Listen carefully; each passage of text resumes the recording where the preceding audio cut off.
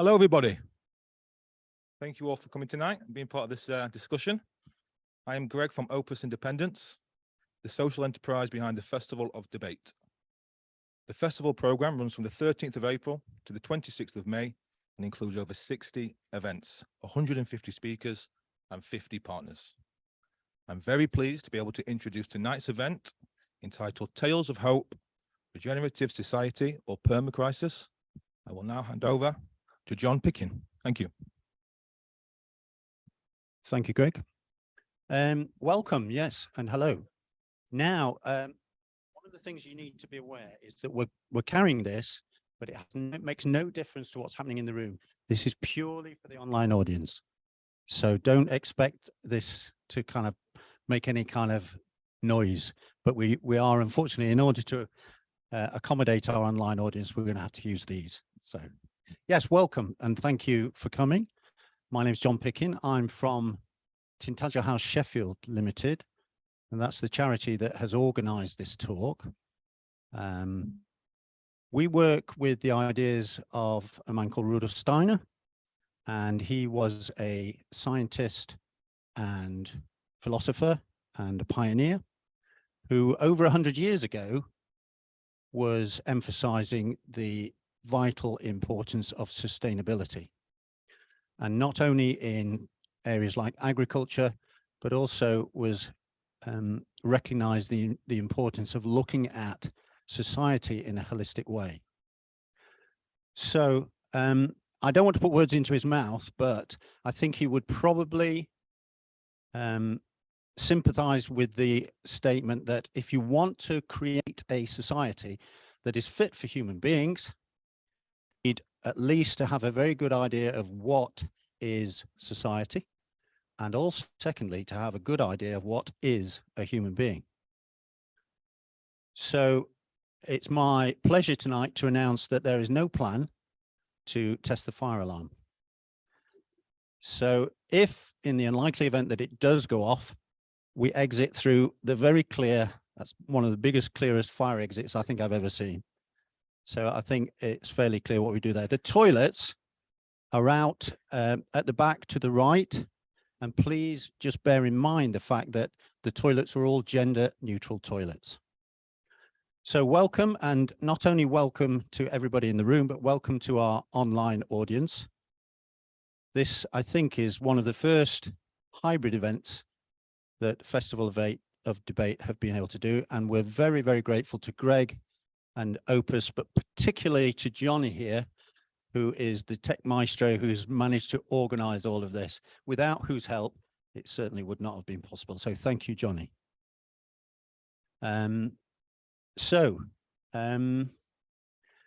Martin's presentation, I think, will last in the region of about an hour. After that, there will be plenty of time for questions. We will then need to be thinking about getting out around somewhere between 9 and 9:15, and we must be out by 9:30.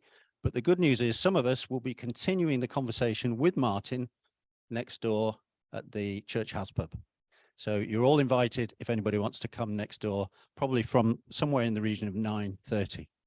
So it's my very great pleasure to welcome Martin Large from Stroud.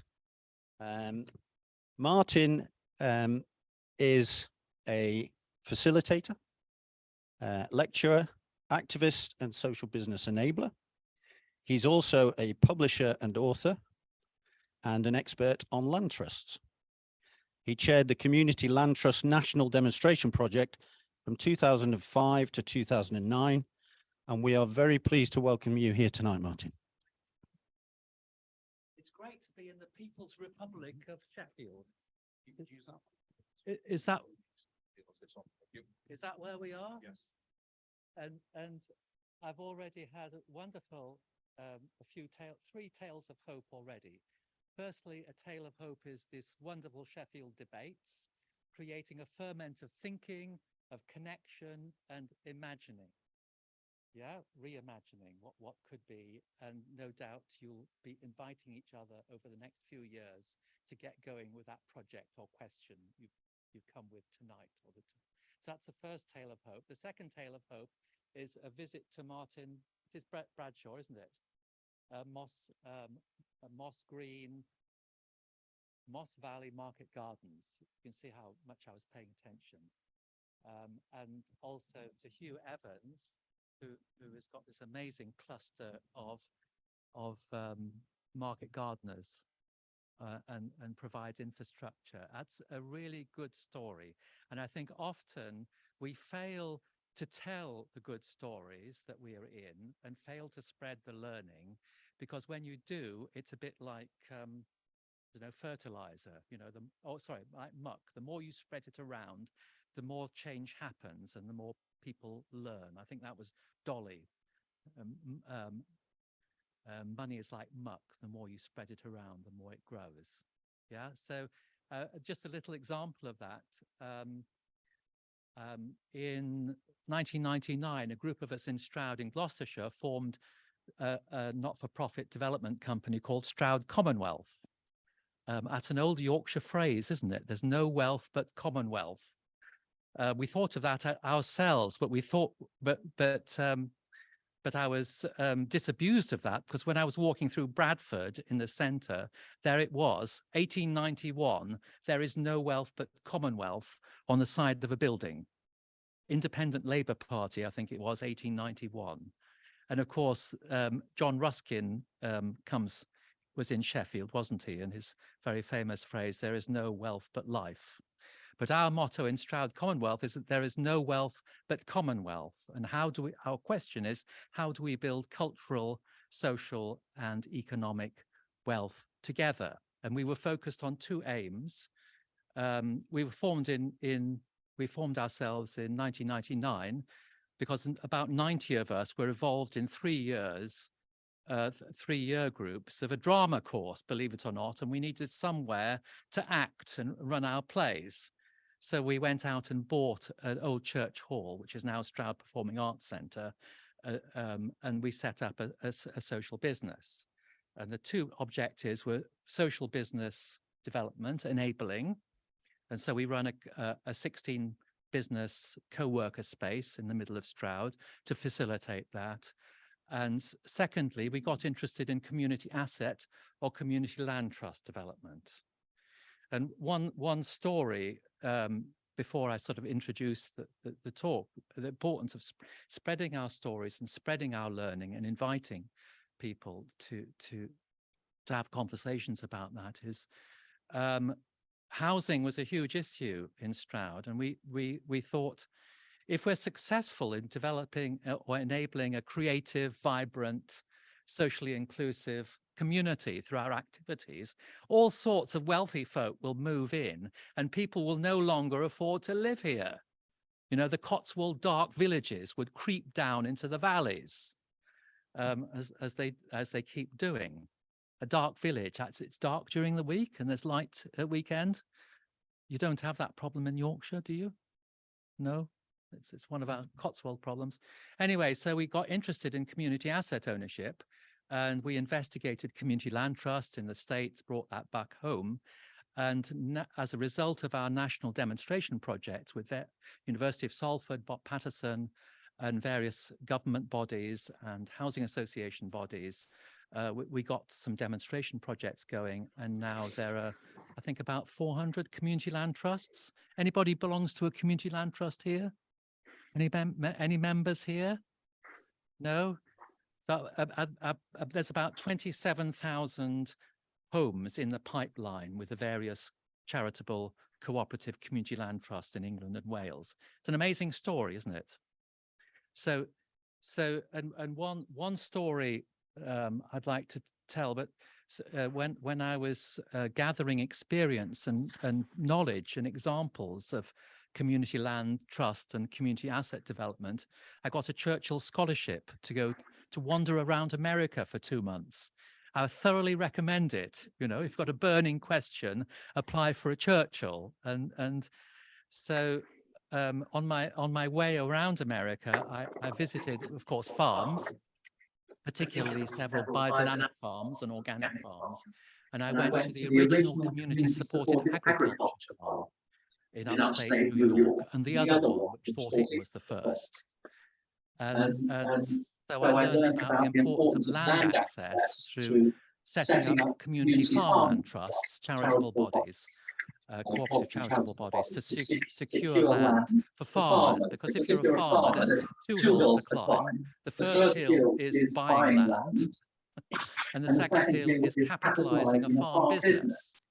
Yeah, it's two big hills, as well as doing business planning and everything. So people like Hugh Evans here, your company is a landowner. Yeah, you're a social landowner, and you lease out to 4 growers. Is that right? Yeah. So and you provide enabling infrastructure. It's a great story. So we were approached in Stroud Commonwealth. I think it was 2004 when I was doing housing. When we were doing housing work, by some young farmers in Shropshire, and we got some finance from a couple of trusts to run a community farmland trust action research project. And our first project was Fort Hall Farm. These 2 young farmers. Anybody a shareholder in Fort Hall Farm in Shropshire, Market Drayton? These 2 young farmers aged 19 and 21. I think Charlotte had a first in communication studies. She had a sort of a wodge of press releases and stories about her farm. It had been an organic farm for 100 years. It was no dig farm. Foggage. Have you heard of foggage? Yeah, you don't dig, right? And the herbiage, the plants, the grasses were amazingly rich.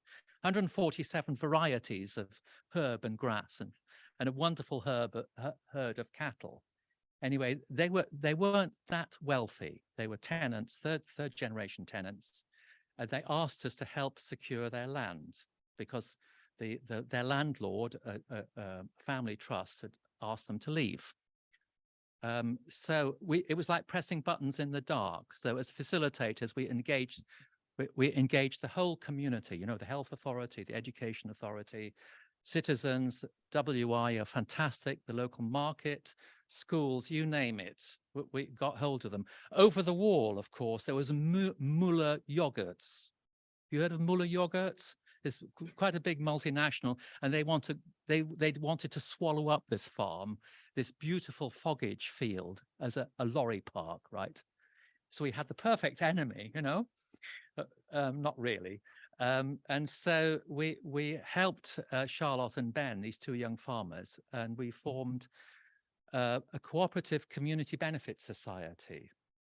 And we managed to get charitable status. I rang up somebody in Liverpool and they said, oh yeah, you can have charitable status, and if you change your objects just a bit. It's a very easy way of becoming a charity. And this was before community shares. We sort of invented this in the dark in 2004-05.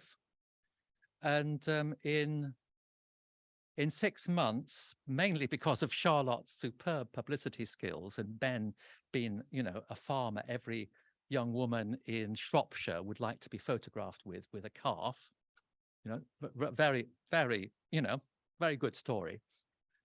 We raised, I think, 800,000 from, was it 3,000 member who invested not-for-profit, interest-free shares. Can you imagine having 3,000 trustees in a charitable trust that enabled you to farm? So it was an amazing story, but the learning was huge.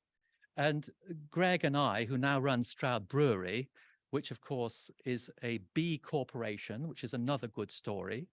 It's a new legal form for companies that demonstrates environmental and social benefits, not solely profit focused.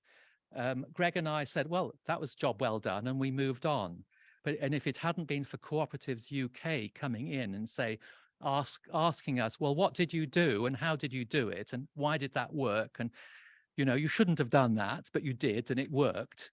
So they perfected the model rules and the legal documents and the support, the proper way to raise community shares, business planning for community buyouts. And so they had a whole program of technical support and advice to spread that learning. Yeah, so we so we could have been rather, you know, busy and just moved on, but they captured the learning, and now there are literally thousands of people using these cooperative rules for holding assets in common. So just a little question. But my proposition is we can redesign our lives. We can redesign the way we do things. Now, my question is, what do Paraguay, Uruguay, Costa Rica, Greenland, no, Iceland, Norway, and Albania, what do they all have in common? It's very unique and very interesting. What do they all have in common? Any guesses? Go on. No, the Costa Rica doesn't really have one. That actually, they're all energy self-sufficient in renewable energy. Isn't that extraordinary? They've redesigned their energy. We don't have energy security. We could have energy security. We could be self-sufficient in renewable energy, but our society has not designed it that way. And so in my talk, I'm going to say, one of the benefits of talking about tales of hope and going from permacrisis to trying to understand what regenerative societies emerging is, we can redesign things and we can build on the tides, for example, of environmental awareness and the need for new kinds of business and more deliberative forms of democracy and more vibrant forms of culture. So I'm inviting you to take a journey, and thanks very much for coming on a Friday evening. It's amazing. I absolutely thank you for your time. And as a health warning, I don't want to overwhelm you with stuff, so I might stop halfway and summarize and then finish up with land and housing. Is that okay? Because that could be a very practical outcome that affects quite a lot of us, doesn't it? You know, it's a burning issue, and whether this form of regenerative society will help us tackle that question.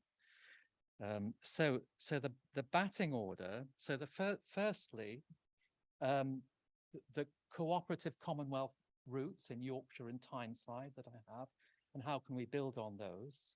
Sheffield's trees, that was an epic struggle of yours, and how to understand that as a rebalancing of society. And then I'd like to get you sharing what you think are tales of hope and what you understand as a permacrisis. And then John mentioned Rudolf Steiner, and I mentioned how this societal question, what kind of society do we want? Communist, capitalist, nationalist, neoliberal, what kind of society do we really want? And how that question really hit me when I was doing facilitation work in former Yugoslavia in the 1990s with the Center for Peace in Croatia. And they asked, you know, what's the alternative to communism, capitalism, and nationalism, which had just torn Yugoslavia apart. So that really hit me between the eyes, and I sort of put it on a shelf for a while. And then with the land trust work, you know, from 2003 to 2010, we got lots of community land trusts for housing and farming going. However, in the meantime, Gordon Brown and Tony Blair were quite deliberately inflating the housing market here. So the prices of house and land, I think, doubled in that time. Do you remember that? And the price of mortgages and all that. But really, and you know, a few community land trust homes were, you know, a bit like whistling in the dark. So I got really cross. You know, we must have a better analysis and a different view of society where land is not treated as a commodity to be bought and sold on the market.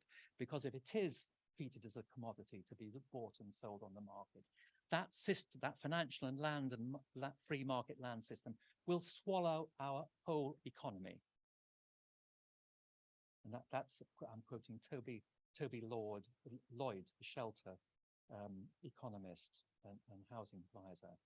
So So I'd like to present this image of society as a dynamic of four spaces, four systems, four landscapes, four stories of culture, politics, economics, and ecology as a way forward, and then to use it in terms of brief analysis and how we can use that and ending up with land. So I'm afraid I might be a bit ambitious. Okay, so I'm just very briefly. I don't know about you, but I really value my Yorkshire heritage. I'm from a Dales Hill farm, and there were 3 or 4 things I value. Firstly, cooperation. When the railway stopped going up to Hawes in the late 40s, early 50s, Kit Calvert, a very famous Yorkshireman, started up a Wensleydale Creamery Cooperative, which is now a huge outfit where Wallace and Gromit hang out. Yeah, so cooperation. Secondly, reciprocity. We used to take our sheep to be bought and sold at Hawes Market. And if a farmer bought your sheep, you gave them a bit of luck money and you bought them a drink, right? Because there was a container of relationships within which the economy, yeah, was conducted. Third thing, land rights. I still don't know who owned the fell, but we had the right as a farm, tenant farmer, to graze 200 sheep on the fell. So that was my introduction to land rights. And so, and finally, trees. I'll talk about trees later, but a bit later, I'd called it the Cooperative Commonwealth. But when I was a teenager, I lived in Newcastle, and there was a cooperative federation brewery. There was a trustee savings bank. There were building societies. There was cooperative organizations like the Town's Women's Guild. There was the People's Theatre. There was the Co-op, of course. There was a whole fabric of cooperative organizations that we used to call the Cooperative Commonwealth. And that's what pushed capitalism, classical capitalism, back the first time. And Keynes defined capitalism as the extraordinary belief that the nastiest of men, for the nastiest of motives, will somehow work for the benefit of all.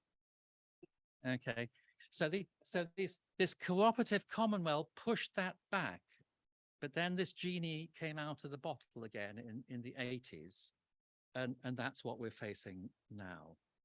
And I'll come on to trees. So I keep going back to the Dales farm. And there's a wonderful farmer called Andy there who's planted 11,000 trees. So, you know, it's like a story of regeneration, which takes me on to Sheffield. And who helped save your trees? Any tree huggers here? Yeah, some of you here? Yeah. So, yeah, so it's an amazing story that how this PFI contract, this duopoly between Sheffield City signing a PFI contract, a 25-year PFI contract in 2011, was it, with Amy, owned by Ferrovial, a Spanish corporation, to repair your roads. And I think they had a plan to cut down 6,000 trees, wasn't it? Without any consultation. In fact, Sheffield City Council thought consulting you would be far too contentious. Well, you know the story, don't you? But it was a stitch up, but a duopoly of these two big systems, the statutory sector and big business, in fact. And civil society, the community, was absolutely shut out, wasn't it? And so you had to defend your trees, defend your streets, and fight a fight and try to prize these two systems apart and established a threefold dynamic of civil society, of Sheffield, the statutory sector, and business. You had to try to do that, and I hope you did it successfully. And so it was quite a drama, and we have to fight. And you know, so other cities have done it differently. Toronto has a randomly selected citizens panel to advise on planning issues, for example. You know, every 2 or 3 years, It's different, you know, so other cities have consultative mechanisms, but that's how Sheffield chose to do it. So in Stroud, we also had, in the early 90s, they also wanted to cut down 60 trees in our park to widen the road for a 100-yard stretch so that cars could drive just a little quicker to the new Tesco's. And for that, they wanted these beautiful trees, you know, it's ancient. Oh, anyway, fortunately, this was before PFI. So fortunately, a security guard in Bristol phoned a mate in Stroud who phoned around, and there were 40 or 50 people hugging trees by the time the chainsaw people and the security guards arrived. However, it wasn't that easy. I think 4 trees were injured, but it wasn't that easy. The district council said, well, you vote for us, and so we then do what we think's right. We don't consult, you know, you vote for us every 4 years, and this is what we do, you know. You're unrepresentative, you lot, go home. So no conception of participative democracy or deliberative democracy. So we had to have a 3.5 month vigil, and I remember sleeping up a tree with my fisherman friend, sharing a bottle of whiskey to protect the tree. But fortunately, we engaged business in the form of Ove Arup, the international civil engineers, and they invented the idea, early 90s, of traffic calming. Yeah, let's slow down cars, let's have some roundabouts, mini roundabouts. And so at a fraction of the cost, this traffic calming scheme was instituted. But again, that's an example of prizing apart these 2 sectors and pushing back the power of money. Any other reflections on that process? Has that dynamic in Sheffield between the 3 sectors improved as a result of that learning experience with your trees? Has it improved? Do they consult and participate?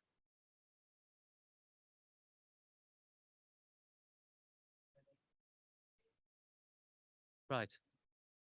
Yeah. Right. Okay.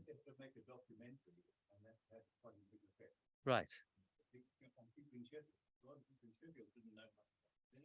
Yeah. Because exactly, you need to make a document, you need to tell the story, you need to spread the learning, you need to spread, and also the alternative, like the Toronto Citizens Panel, there are alternatives.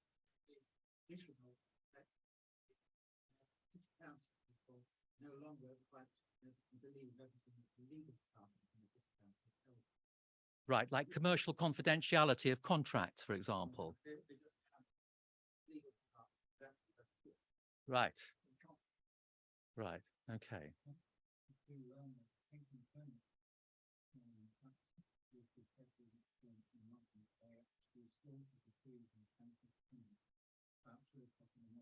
Right.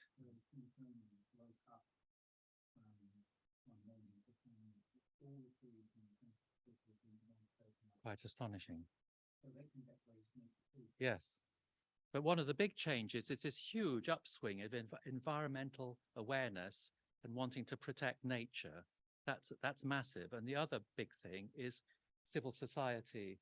And one model of society, which I found quite useful, is the 3 sectors: the public, the private, and I'm going to call it not the civil society sector or the cultural sector, but the plural sector, after a management thinker called Henry Mintzberg. And so if you have 3 players, then it becomes much more interesting. Like in a marriage, it can be very stale and boring if there's just 2 of you. If somebody else interesting comes along, that can really stir things up. So having a three-way dynamic is quite helpful. And I had a practical illustration of this when on my Churchill, I visited Burlington, Vermont, the home of the Progressive Party of Bernie Sanders. So Bernie was the first, I think he was the first progressive mayor there. And I met the subsequent mayor, Peter Clavell, and his mental map of his city was very much this one, and he said, "It's my job as a mayor to be the heart, act as the heart, the breathing, the circulation, to facilitate the circulation of the city, to circulate resources, to support, to connect, to inform people, you know, to enable, not necessarily to do much, but to you know, to listen." So he's you know, for one of our jobs is to enable a thriving economy. So we provide infrastructure, we provide workspace, we provide business support of all kinds. But the proviso is you keep the jobs in Burlington. Yeah. So there are conditions. And he says business is, you know, is really important to our city, and on the whole, it does its own thing, and it's our objective also to enable the development of the plural sector or civil society. So he gave the example of a group of women wanting to provide women's services coming the previous week, and this was in fact part of the city's plan, and they helped these people develop their business plan and what they wanted to do. They made a presentation to the councillors, the Burlington city councillors, and the city gave them support. And so there's a whole thriving civil society and community sector and cultural sector there in Burlington. And the city was very much, the mayor and his staff were very much enablers and facilitators. Was it Eccleshall Park? Where Eccleshall Woods. It sounds as if that bit of Sheffield is working really well with your rangers, creating a framework for all sorts of beekeeping, arts, environmental groups, educational activities. There's a cafe there, isn't there? So they're creating a wonderful, you know, that looks really good partnership between the city and civil society and community groups. That's a healthy tale. So that's the Burlington model. And so it's a way of rebalancing society if you have this model, and what at the moment we've got is very much weighted towards a duopoly of government and business. However, I'd like to engage you now, to wake you up, and I will. What I'd like to hear is, I'd like to invite you, especially if there's somebody you haven't come with, somebody looks sort of interesting, you know. I'd like to invite you to have a 5-minute conversation, and I'd like you the question is, what do you see in terms of permacrisis? Yeah, what are the signs of permanent crisis? What are, you know, don't get too depressed about it, but just mention 2 or 3 things, because it's all around us, isn't it? But I don't want you to go down the doom loop too much, but just mention a few things that you see as signs of permacrisis. It could be locally, it could be nationally, it could, you know, like, for example, 40% of people in this country lead very precarious lives. That's a sign, isn't it, of permacrisis, for example, and or the strikes going on and people not being able to keep up with inflation. That would be another, you know, another one, whatever. So mention 2 or 3 of what signs you see, but then what I'm most interested in, try to list as many regenerative examples, projects, initiatives, programs, companies, governments, you know, initiatives, whatever, whatever presses your buttons. I mean, I've got 1 or 2 favorite ones, like Husavik in Northern Iceland, which now has 100,000 visitors every year and generates far more employment from whale watching than the whaling industry ever did. Isn't that amazing? Another green shoot, the whole of Bihar state in India, which is very populous, has gone organic. Yeah, there's all sorts of fantastic stories going on. You know, the growth of the B Corporation, the benefit corporation, not just Stroud Brewery, but hundreds of others. Yeah, and so yeah, so what I'd be interested to see, you know, what you see as the green shoots, and perhaps you could just share one or two in the plenary. Is that okay? So that interesting person across the room, not the person you came with. So I'm giving you permission to commingle, right? So. Oh, well, yes, you may talk with me.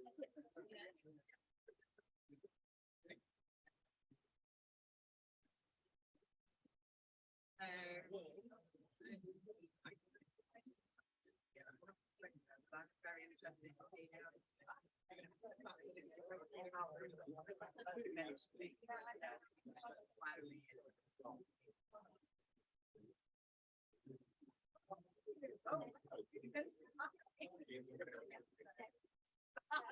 Well, in fact, I was telling you quite a bit about Steiner before it started, and you know, it was with John Ruskin and with Morris and I didn't realise it was that sort of generation. But anyway, back to the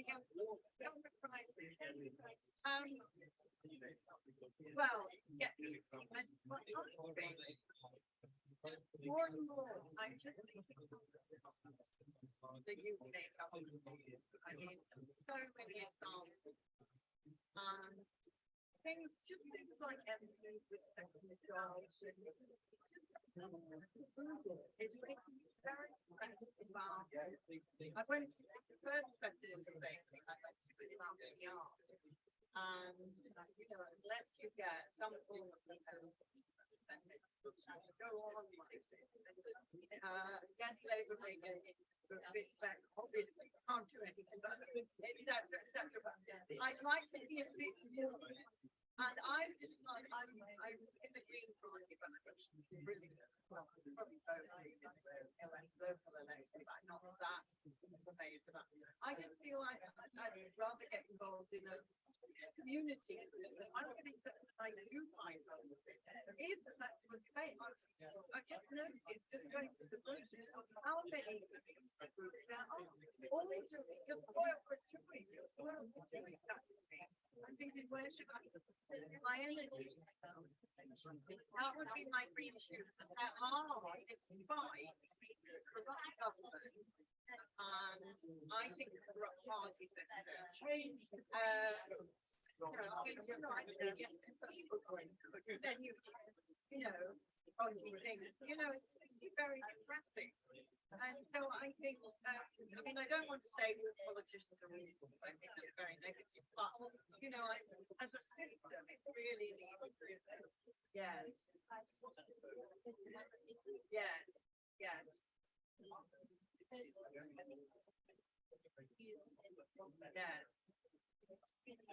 Yes. Yes.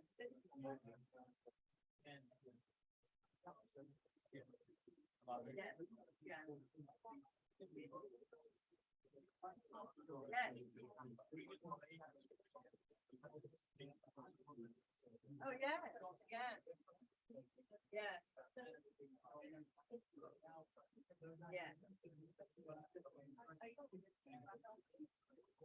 yeah, yeah. No, in fact, they shouldn't. I mean, the way it's sort of normalized.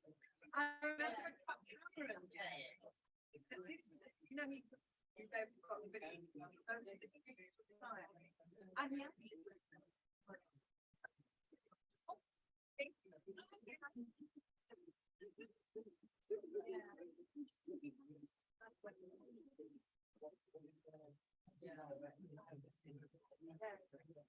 Yes.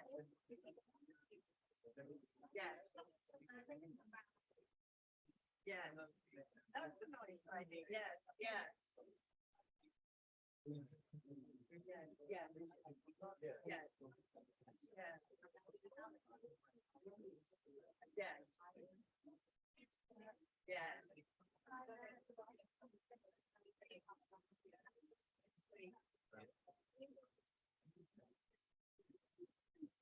I decided that you would think that people could get so sort of not I don't cynical that it's all about they're all bad with each other and not do anything. And that's why I say I'm so surprised at how many people. I mean, there's something called Sheffield Democracy, there's something called Sheffield Transport, which is another group of is what it's doing. There's just there's a button campaign that I think as I use. I mean, you actually asked me where to put your energy because there's so many things going on. Maybe we can't think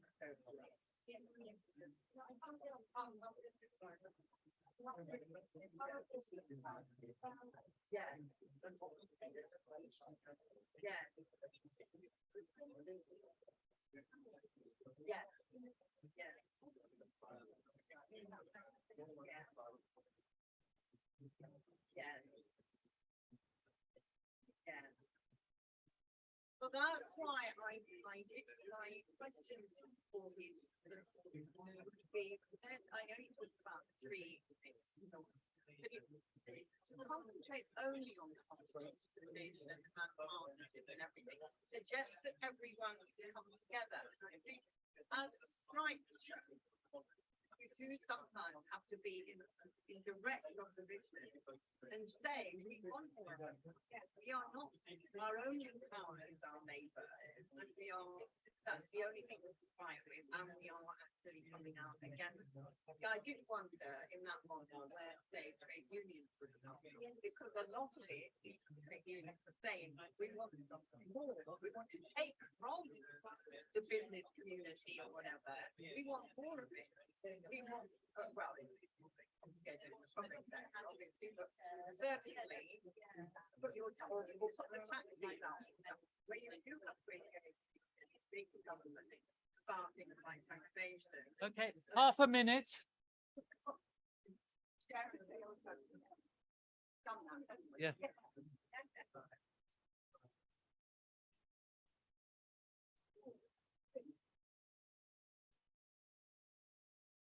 Okay. Okay. I've discovered a fantastic tale of hope here from Johnny, modelling the future rights of nature in South Yorkshire. Tell us about it, John. Sorry, I will grab that so the people online can hear. It was just because it was mentioned earlier. We're doing a project in Sheffield to try and get the River Don legal personhood, because the River Don flows through all four parts of South Yorkshire. It's 111 kilometres long, but the catchment area, i.e. where the rain falls before it ends up in the river, is actually 506 square metres. So it encompasses quite a lot of the population. And we are doing it square miles. Yeah, square metres would be tiny, wouldn't it? But we're doing it as a collaborative project with Sheffield University, Lawyers for Nature, Arts Catalysts, the Urban Flows Observatory at the University of Sheffield, Dark Matter Labs, and some other Sheffield Data for Good as well. So we're doing it completely as a platform that hopefully will, once built, allow others to do the same for a river, forest, beach, wherever they are. Fantastic. I once co-presented with somebody called James, who's trying to get legal personhood for the Great Lakes in Canada and the States, because that would give a jurisdiction that would stop pollution and enable the resources of the lake to be used for conservation, protection, and best uses. Okay, who's got a burning tale of hope? Anybody else? Any invitations?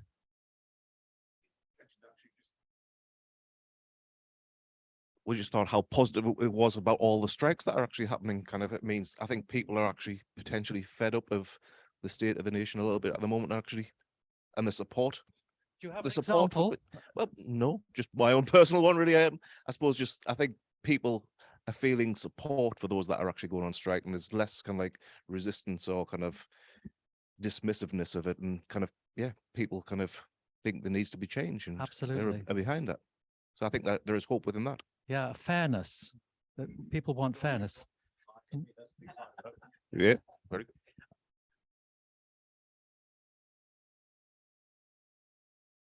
Dominic Raad has resigned. That's a green shoot. Any positive ones? Yes, Martin. Yes, and then you. Okay. You're the in-between guy.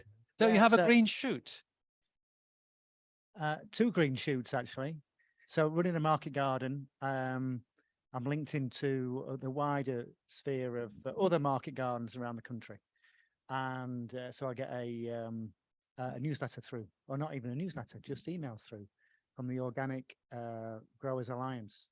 Now, in the last 6 months, I've just seen so many places advertising for workers to work on organic gardens, and it's been phenomenal. It's just been like, God, I'm just hopeful that this is because there are more of these initiatives happening around the country. So that's one green shoot.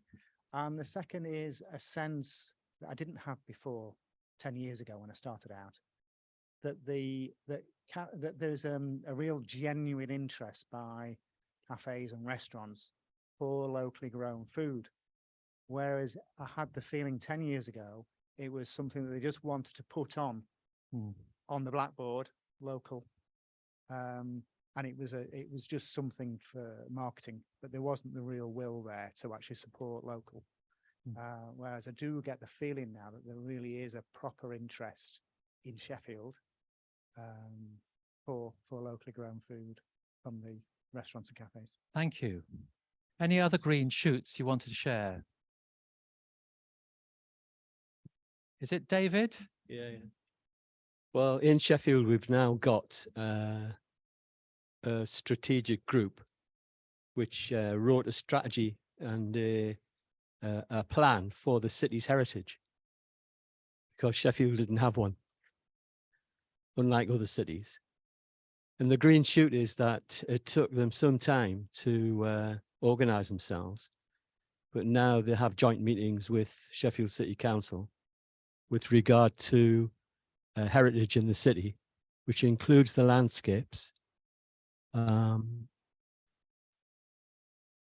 downside is the actual cultural, the culture in the city council itself is not, it's not connected at all, you know, which makes the work a little more difficult. It's not culturally connected, or they don't appreciate the vitalizing role of the cultural landscape of Sheffield. Yes, all of that. Right. Okay. Even though And the they feel Crucible threatened, I think. and your football team and all sorts of cultural things going on here are, yeah. I wouldn't say world beating with a football club, but Well, we think they are, so. thank you. No, but that was really powerful. I thought a group of people doing that.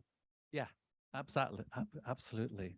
One more green shoot. Yes, on the front row. There's a microphone there from. Yeah.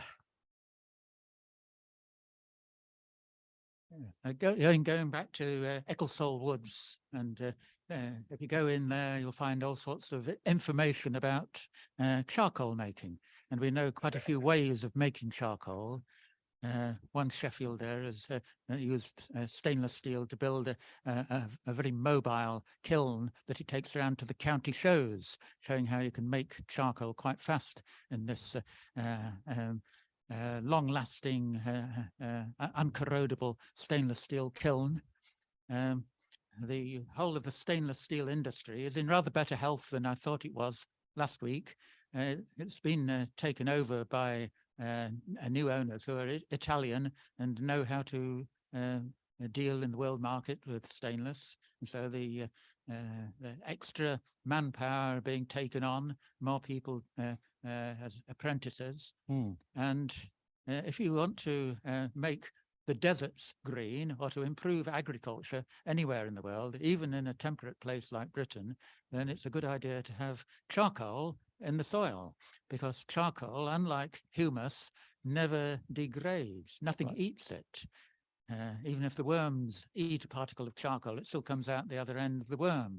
And it acts as a holder of moisture and nutrients, bacteria and fungi, so that even in a hot country, it will come back to life almost immediately. Another bit of rain comes, Yes. and we can now make the equipment to make biochar, as they call it, anywhere in the world. Fantastic. Fantastic. It's a great story. And carbon capture through healthy soil is a huge tale of hope, isn't it?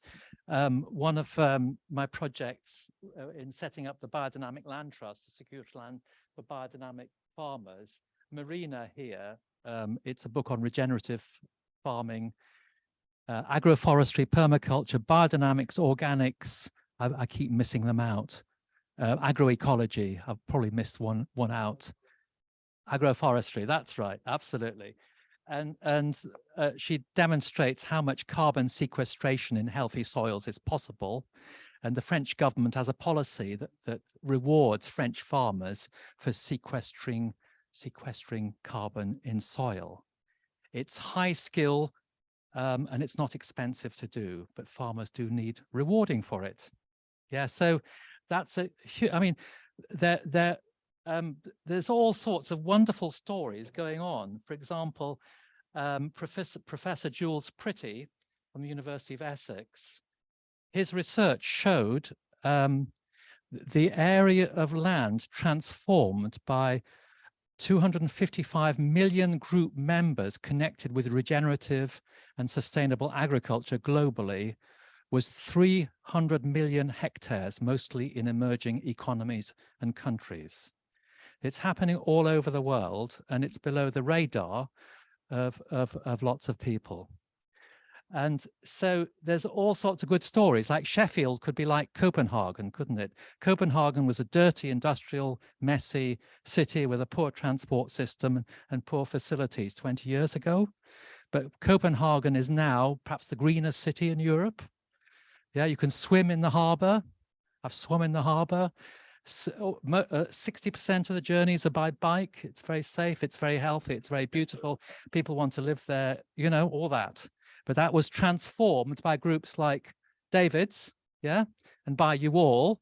You could do it in Sheffield. Go and visit Copenhagen. Anyway, so there's all these tales of hope and regeneration. Now, over the years, as a facilitator with companies and communities and NGOs, I used to do a similar exercise to what I've just done. And then I used to ask people, what are the key questions? What are the seed questions, the seed inquiry questions we need to ask when planning or designing our desirable future for our company or our community, whatever it is? And the commonality of the questions, there were 4 questions. It was really interesting, this. And colleagues got these questions as well. And these are inquiry questions. So you can answer them however you want them. First question, how are we developing a regenerative, circular, mutual economy that works for all and meets the needs of people without compromising the planet? How are we caring for the earth? The third question, how are we engaging politically for human rights, a more participative democracy, social justice, social inclusion, equity, and peace? And Johnny's giving the River Don getting legal rights, you know, a legal person, that's part of that right story, isn't it? And we've got in Stroud, we've got with a whole group been working on putting ecocide alongside genocide as into international law. Holly Higgins and Jojo Mayta. So how are we engaging politically for human rights, a more participative democracy, social justice, social inclusion, equity, and peace? And the cultural question, how are we enabling a creative, dynamic cultural life? For example, education, health, the media, arts, and science, where every person can develop and maintain their whole human potential so that they can contribute. It's about freeing the human spirit. So those are 4 seed inquiry questions. And I'd like to come back to them. So that's all from that exercise. Yeah.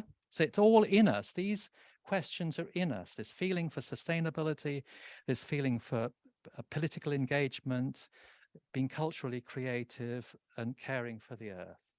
It's all in us, and it just needs a bit of surfacing. So then I'm going to cut corners because of time, but the question is what's the alternative to communism, nationalism, and capitalism? What kind of society do we want? We're kind of in a permanent crisis. Things are breaking up. Many aspects of the state are failing. Just look at housing, for example. Sadly, health. There's state capture. Our state's been captured by vested interests. For example, the oil lobby. They get huge subsidies, don't they? The fossil fuel lobby. All sorts of subsidies for things we don't want. And there's insecurity.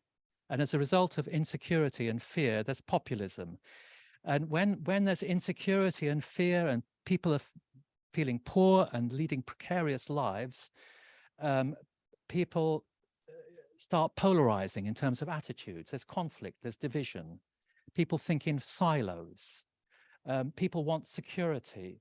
They look for magic silver bullet solutions, you know? And then the populists come along,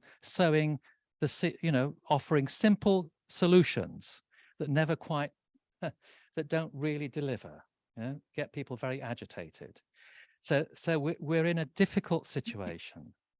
And if we can be creative and positive and constructive, as we all are here, we can develop a regenerative approach to enabling economic, political, cultural, and planet flourishing. And what I'd like to outline is a way of imagining society, going a bit beyond the trisectoral model, that enables us to reimagine, tackle burning social questions like housing. I'll tackle by redrawing boundaries. For example, with land, if you treat land as a right and not a commodity, we can redesign the system. And the need for this hit me in the eye, this peace building work in former Yugoslavia. And they said, the peace building teams I was working with, it was near a shot up city called Vukovar in eastern Croatia. It reminded me of Ukraine now, or the Second World War. This really shot up city. There was a hospital in Vukovar where several hundred people a few years previous to the workshop I was running had been massacred by right-wing nationalist guerrillas, for example.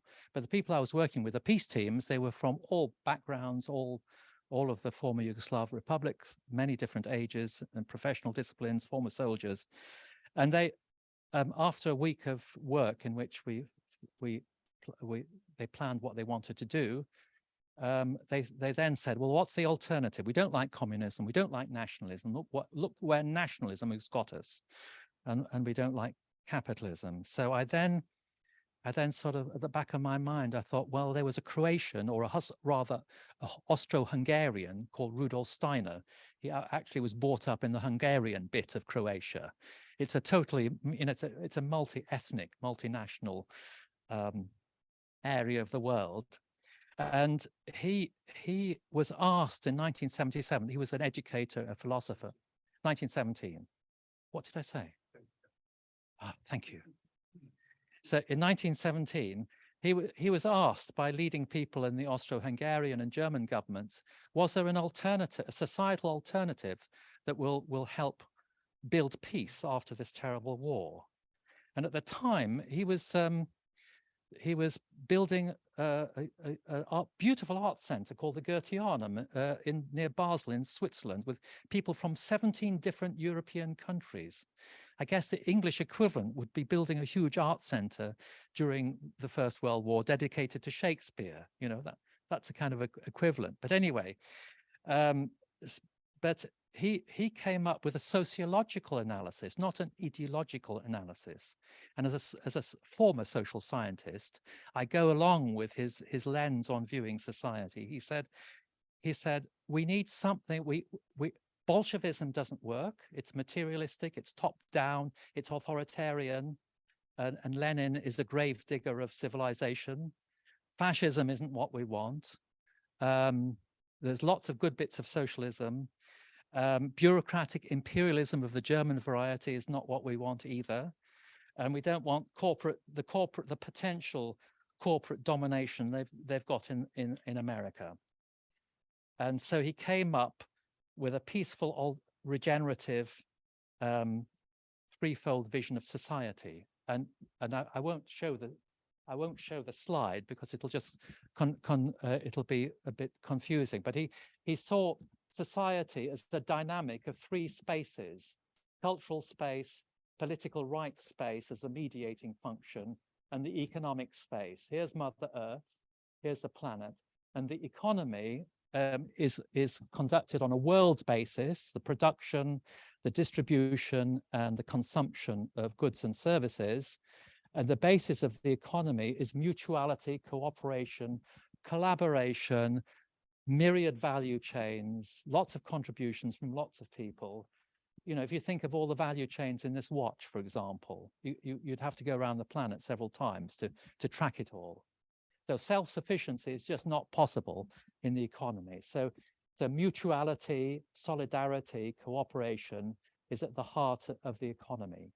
And so that's a big space.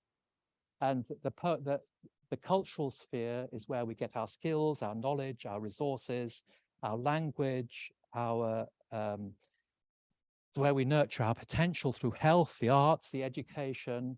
And a vibrant cultural life in a city and in a country is essential for developing the inventions and also new values. Just think of the dynamics of culture. Was it 3 years ago, 4 years ago, Black Lives Matter erupted?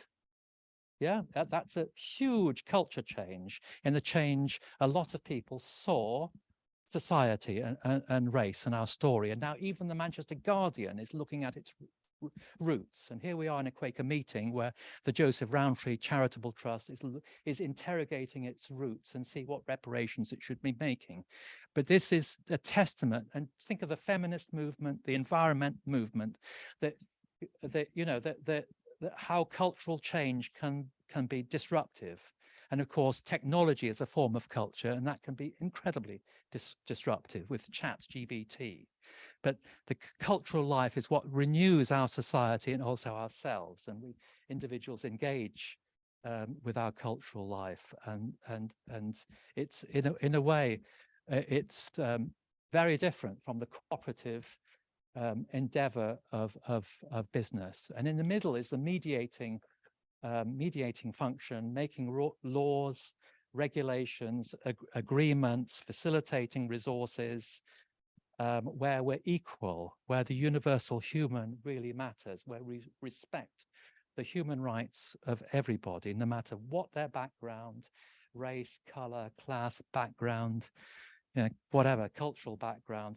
And that's the heart of our political life. So the sphere of social justice and fairness and of rights. So that's it in a nutshell, and it does relate to the three sectors, but I've imaged it in a different way, and I've drawn the lines there because, for example, once upon a time a university was a cultural organization, and the NHS was a cultural organization devoted to patient care, right? So that's where the main emphasis is as cultural organizations or schools.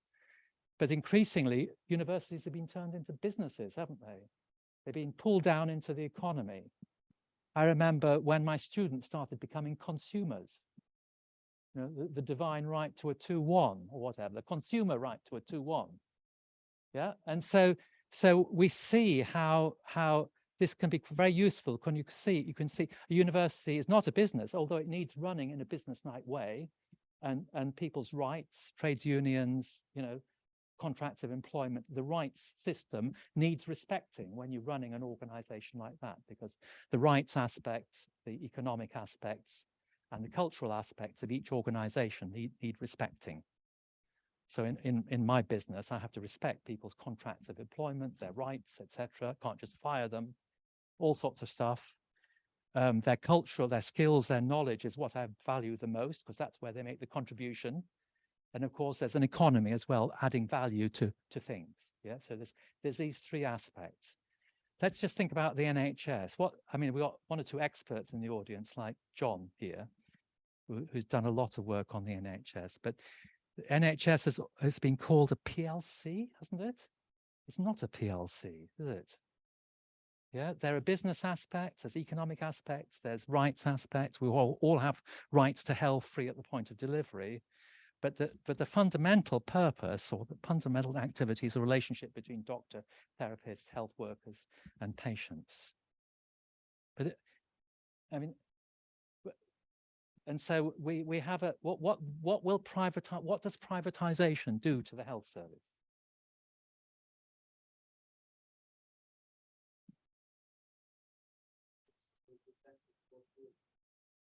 Yeah, so they want money as a result. Yeah. Yeah.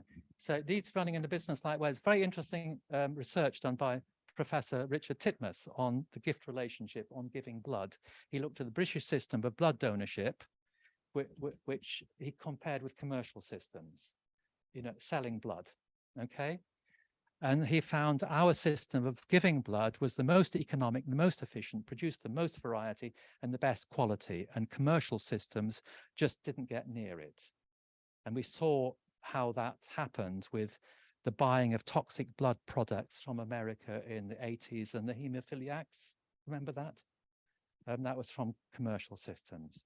So, and if the motivation of health workers becomes calculative and financial, then we'll have a vastly costly health system like they've got in the States.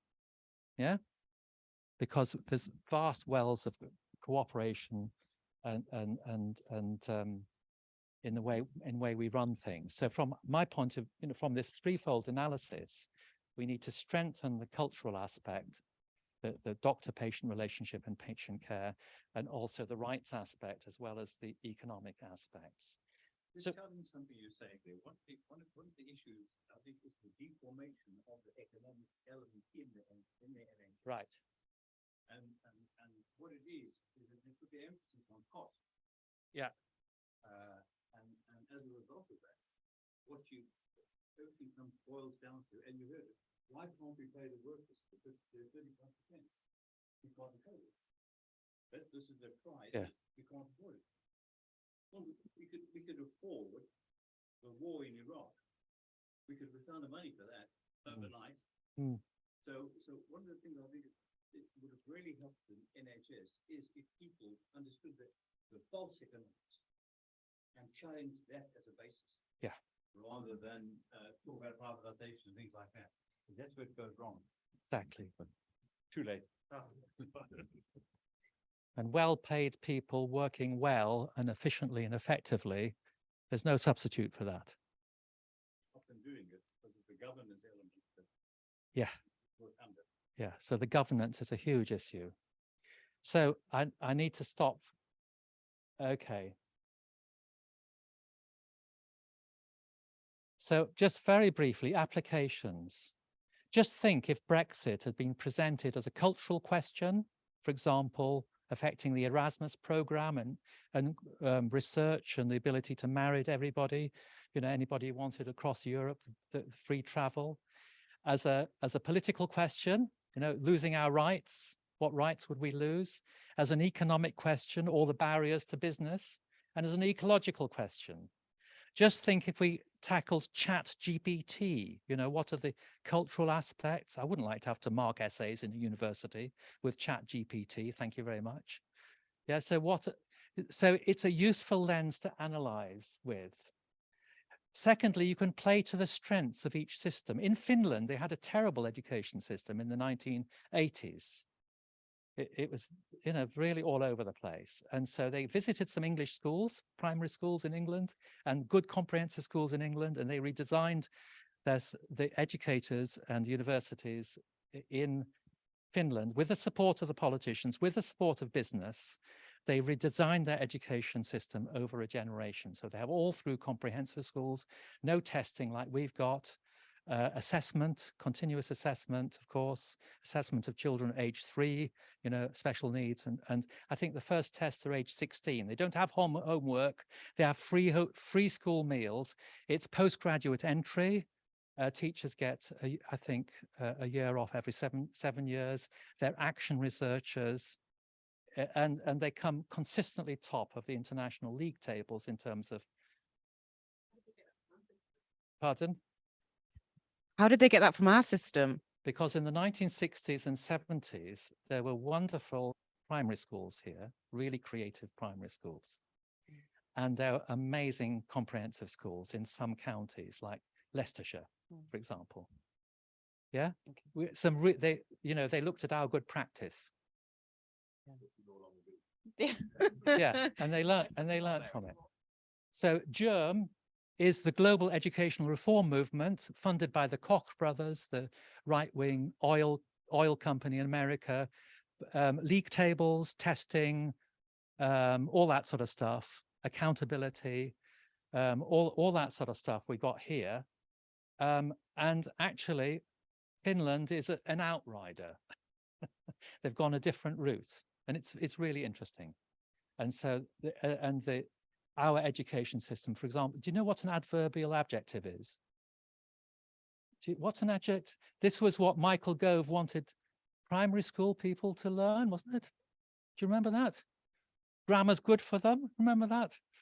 Yeah, so we have, we had a lot of political interference. In Finland, the politicians are there to serve and support. They may ask difficult questions, they may give evidence, they may give feedback, but it's up to teachers and parents and schools to chart their course. Okay, so it gives you a sense for healthy boundaries. When is a situation being politicized? When is it being commercialized? And one-sided ideologies being pushed. You're invited to a party with friends, and suddenly it turns into they're trying to sell you things. It's a Tupperware party. Your cultural life is being commercialized. Yes, so we have a sense for boundaries, and respecting boundaries avoids pathologies. You've heard of the military-industrial complex, where military companies, government bodies, defense department, universities, research people, they're all locked together in what I call a monstrous hybrid. Yeah, similar with big pharma and big agriculture, and it's very difficult to unpick.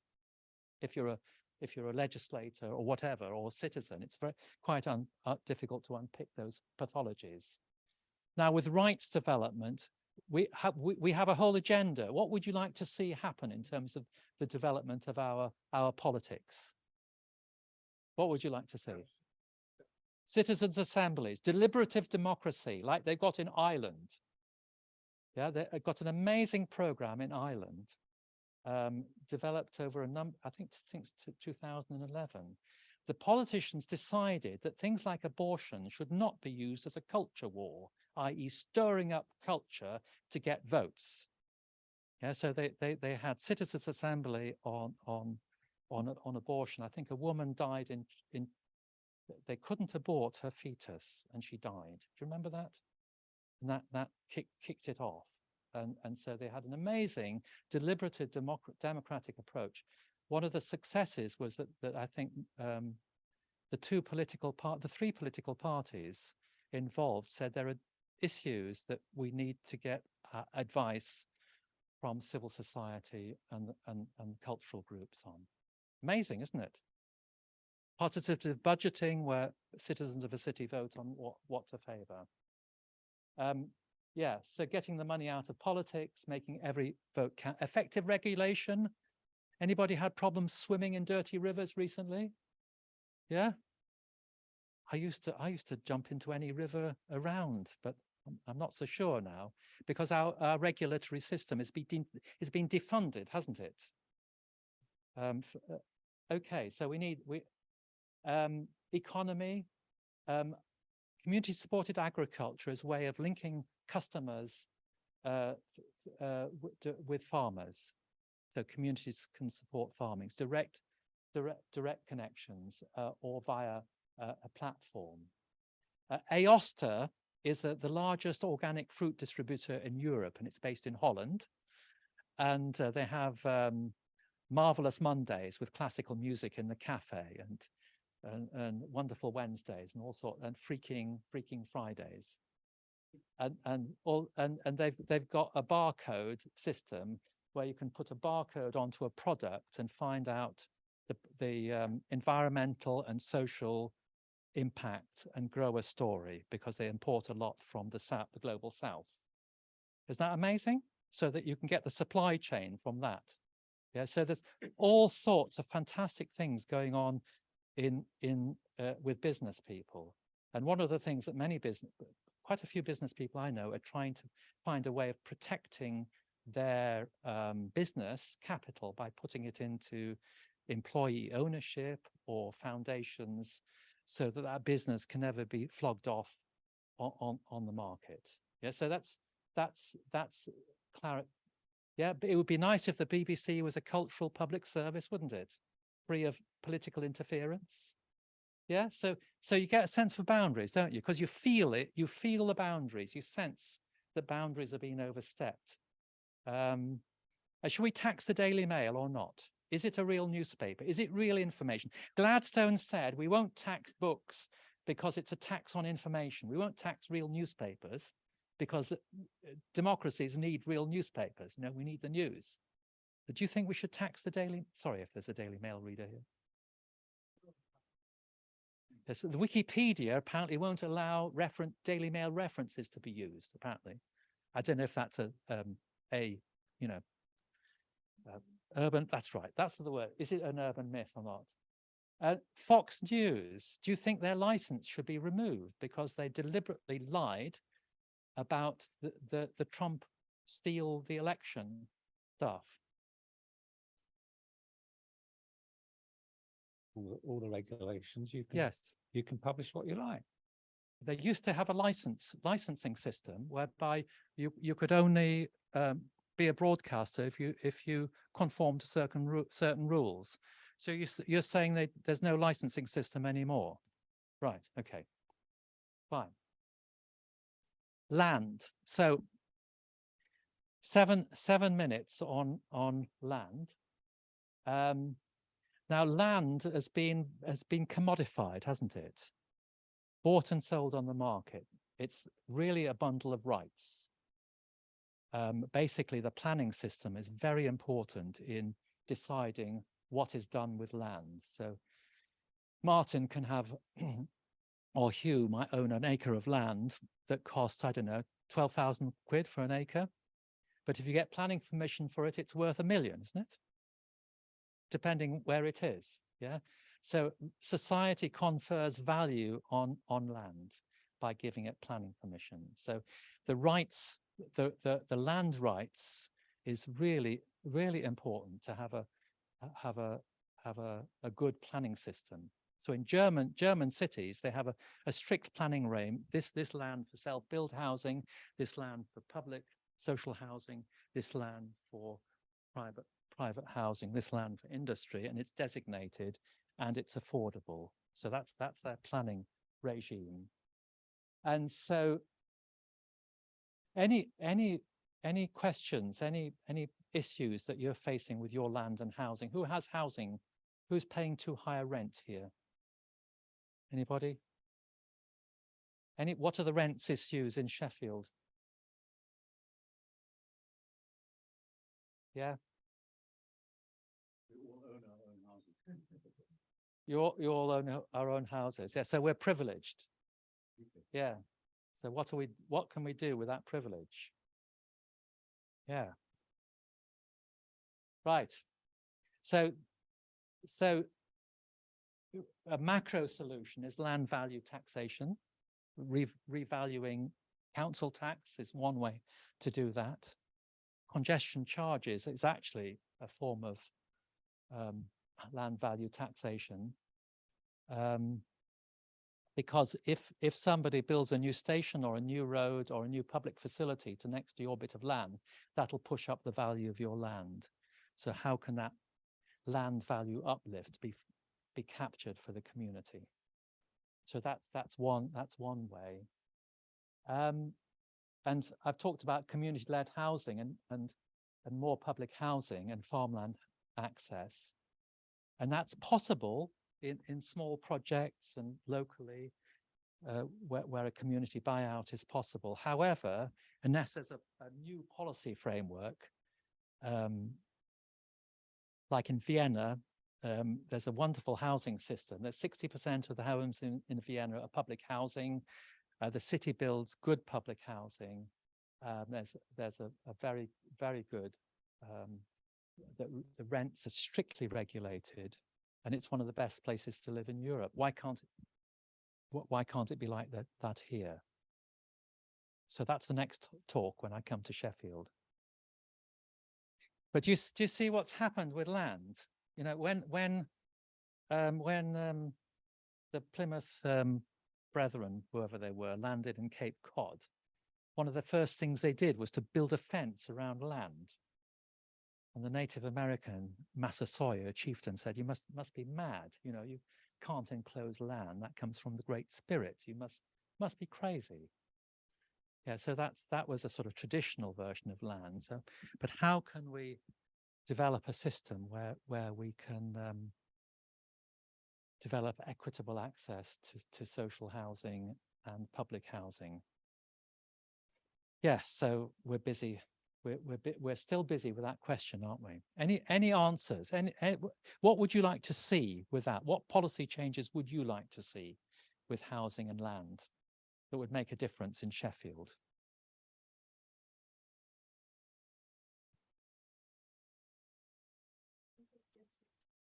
Better provision of social housing, more housing being built for more communities rather than more social housing in a planned way, so that more communities are able to live securely, Right. rather than rent insecurely, or as so many young people can't get anywhere to buy or to rent. Right. Yeah. Can you wait for the microphone?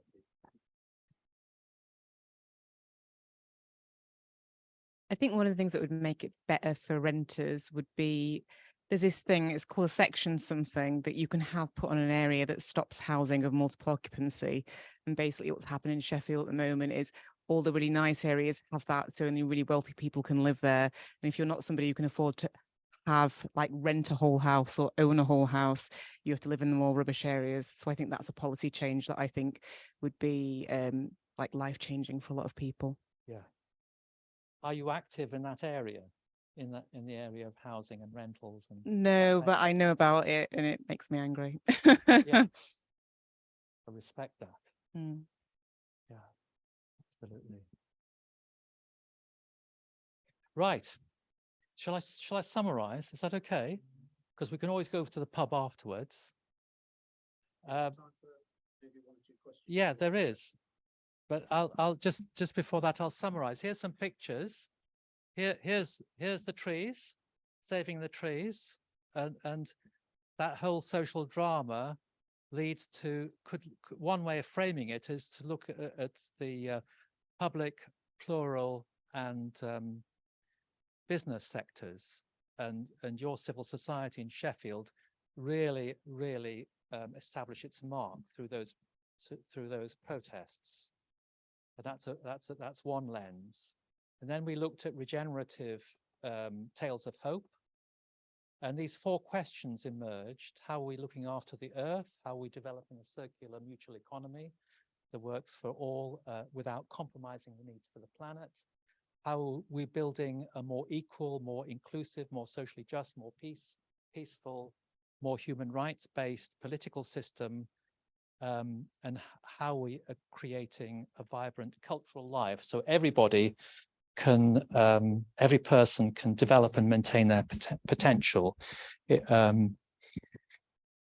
then we looked at the economic dimension, the cultural dimension, and the political dimension. We talked about the heart political function of facilitating resourcing of justice, of regulation, of legislation, of rule making. And then, of course, caring for the earth. And then just this house at the end, the land is a commons, yeah? And that's in our land trust work, the land trust held the land as a freehold. And in land trust thinking, the house becomes a commodity and can be leased or rented out, but the land value is captured permanently for the community. So that's just a bit of a summary. And just finally, before questions, crisis capitalism. We've hit an iceberg. Oh, sorry. We've hit an iceberg and we're sinking. Well, put up the prices of life jackets and lifeboat seats. Yeah. So that's a bit of an image of permacrisis. And here's Grenfell, failure of regulation. I heard Dr. Sarah Colwell in a play about Grenfell.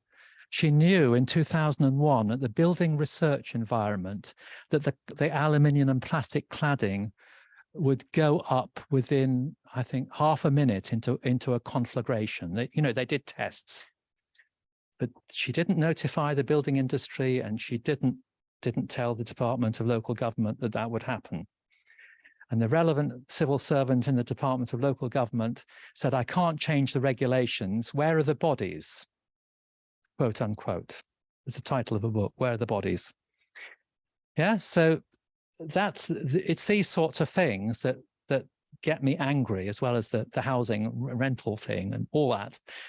And the summary is, the more that liberty informs cultural life, the more that equality informs our rights and political life, and the more that mutuality and solidarity guides our economy, then the more prosperous, creative, just, peaceful, democratic, healthier, and more earth-caring will be our society.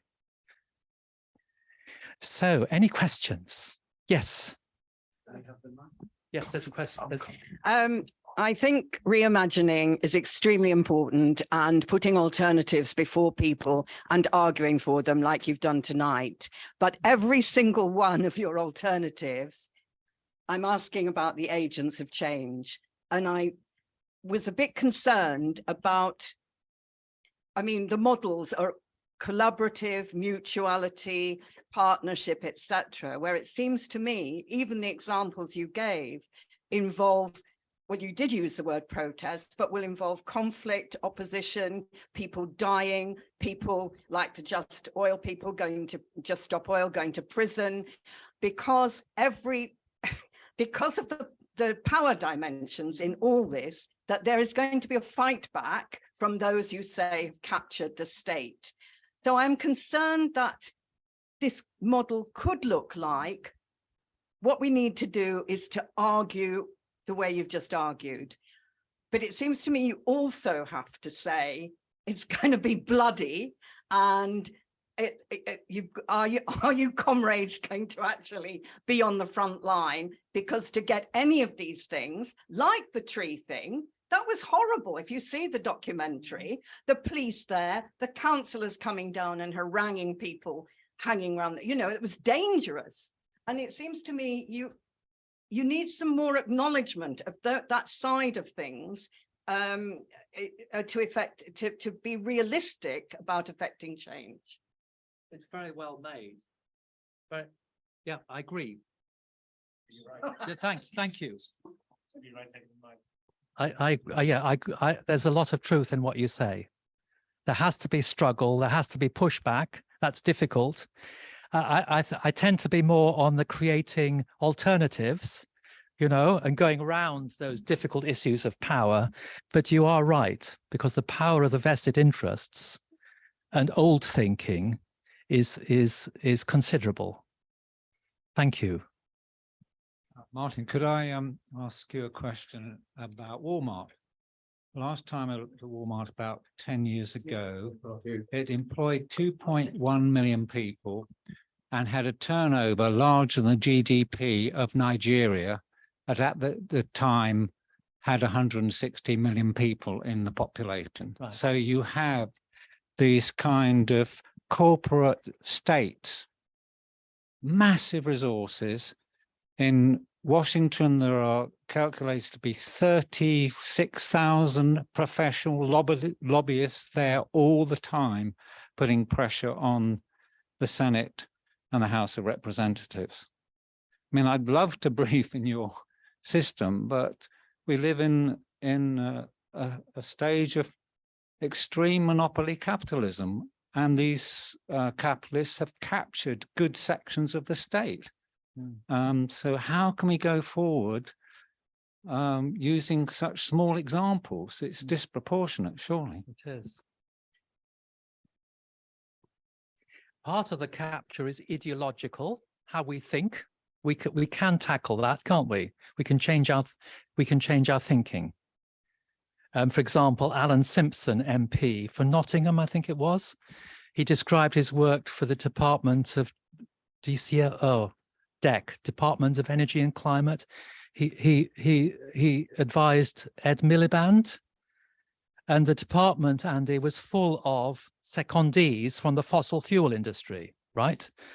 All kind of free civil servants, all advising on energy policy, right? That's why we've got the energy system we've got. And Alan described having to go around, you know, and to be very cunning, going around all these people directly to Miliband to get the feed-in tariff system going. Yeah, as an example. So it is, you know, it's tough work. And this phrase of getting the money out of politics, that's where it's at, isn't it, with your lobbying system? Yeah. Thank you for describing the world as it is. Yeah. Any other questions? Yes. Hello. Thank you. Hi there. Can you hear me? My voice tends to be quite quiet normally because I tend to mumble. So yeah, there we go. Say that again. So what I was going to ask is, in what I can only term as a state of manufactured fracturing of the, how would I say it, like cultural voice, we seem to come into this, well, you said siloing earlier, right?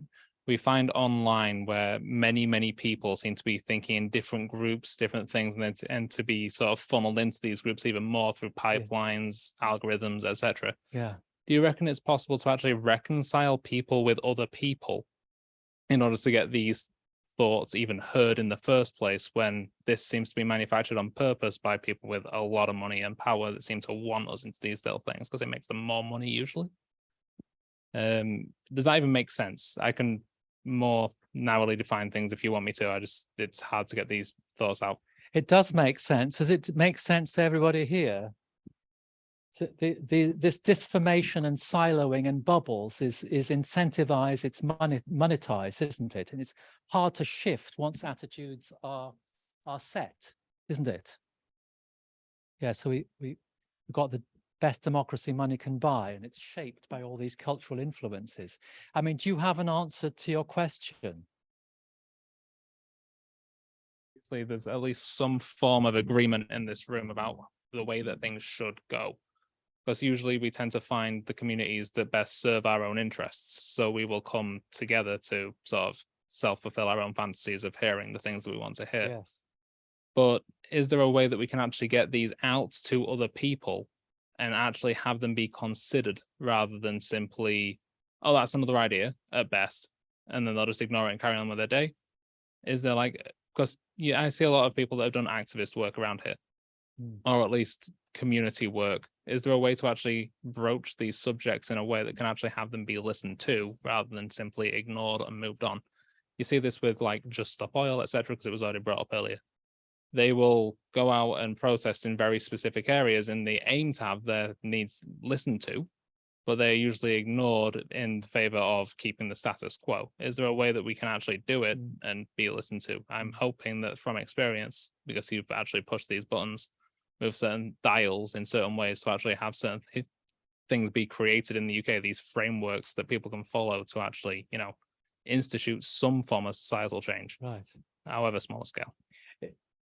I think what you're saying is really important.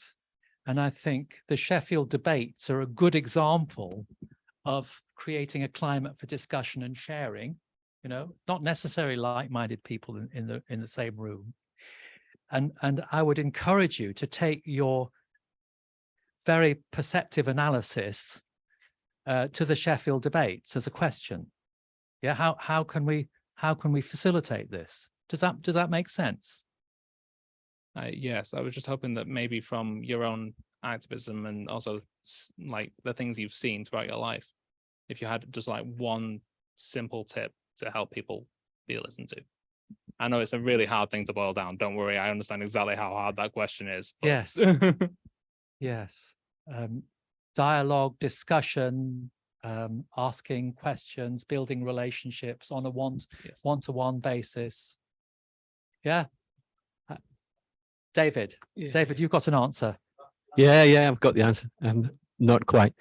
There's a series of documentaries on BBC Two by Sharma covering the development of societies since the Second World War, and they're worth looking at if you can get to them. But the example I'd give was the cultural sector and the power of the cultural sector, just in a book written by a woman called The Silent Spring.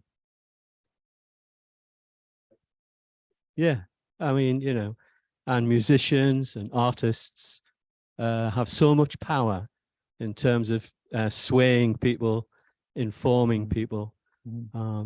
Yeah. And in Sheffield, we're working to put a group together to take control of the art strategy for Sheffield, just as there's a group that's taking control of the heritage strategy for Sheffield. Right. I mean, that's somebody to connect, something to connect up with. I mean, in former Yugoslavia, one of the techniques they did was all these listening projects. They just went around listening and building relationships. That seemed to work very well. But hold on to your question, because it's really important. So thank you, because we do live in different bubbles, don't we? And another answer is when you get engaged in business or a cultural project or a social project, things start opening up there as well. Okay. Well, thank you. Friday evening, thank you very much, and lot to reflect on. And I will have fond memories of Sheffield when Andy, my friend, my allotment partner there at the back, and I are walking the Cleveland Way. So starting tomorrow. Just before we thank Martin for an amazing evening, two very quick announcements. There will be, for those who want a follow-up resources sheet, there will be somebody at the back with a bunch of those resources, which for further information includes information about Martin's books. There are some of Martin's books available to buy if you want to as well. Yeah. Also, tomorrow, very early on, for those who have an interest in land trusts, Martin will be doing a question and answer session at 8 o'clock in the morning, teas, coffees, biscuits provided, in Nether Edge. The address is on the resources information leaflet if you want to turn up for that. So obviously it's a very early start. It now remains for me to say, Martin, I can't imagine how you have managed to do this analysis over so many years of what seems, certainly to me, and I'm sure to most of us, an incredibly complex thing to sort of bring any kind of order to. You seem to have been able to not only point out what things are going wrong, but analyze ways in which there's possibilities of it being turned around and going right. And I think that's where most of us struggle, is to find the emerging green roots of hope. And you amaze me with how many examples you carry around in your head of stuff happening not only in the Sheffield or the UK, but all over the world. And I'd just like to say, and I'm sure everybody would like to say, thank you very much for a wonderfully informative evening. And can we thank Johnny for all his and Greg and Dan for their help. Thank you to the people online for attending. This has been a festival of debate first, where we've managed to do a hybrid event. And yeah, can we thank Martin in the usual way?